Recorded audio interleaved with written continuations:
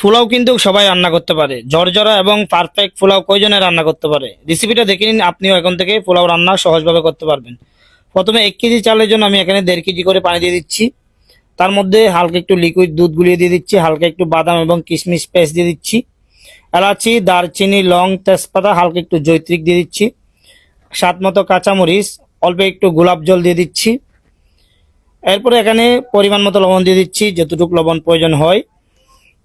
এরপর দিয়ে দিচ্ছি 1 টেবিল স্পুনে একটু বেশি চিনি। এখন দিয়ে দিচ্ছি ঘি অল্প পরিমাণ। এরপরে পরিমাণ মতো সয়াবিন তেল। এরপর দিয়ে দিচ্ছি গুঁড়া দুধ, কিশমিশ অল্প একটু। এখন পানিটা আমি এখানে বয়েল করে নিব সুন্দর করে।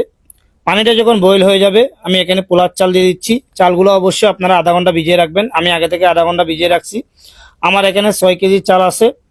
এখন আমি সুন্দর করে এগুলি নাড়াচাড়া করে ওয়েট করব যতক্ষণ পর্যন্ত আপনার চালে পানিটা টেনে নিবে না।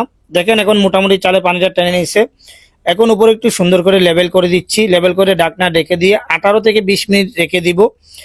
দেখেন আমি 18 মিনিট পরে ঢাকনাটা উঠিয়ে নিচ্ছি। দেখেন একেবারে ঝরঝরা পোলাও তৈরি হয়ে গেছে, কোনো উপরে শক্ত নরম কিচ্ছু নাই। এখন আমি দিয়ে দিচ্ছি অল্প একটু পেঁয়াজ বেরেস্তা, তার মধ্যে হালকা একটু ঘি দিয়ে সুন্দর করে নাড়াচাড়া করে নিব। বাসায় আপনি এভাবে পোলাও রান্না করে দেখুন, বিশ্বাস করেন ভাই আপনি বারবার এভাবে রান্না করবেন। রেসিপিটা ভালো লাগলে অবশ্যই পেজটা ফলো দিয়ে সাথে থাকবেন। আল্লাহ হাফেজ।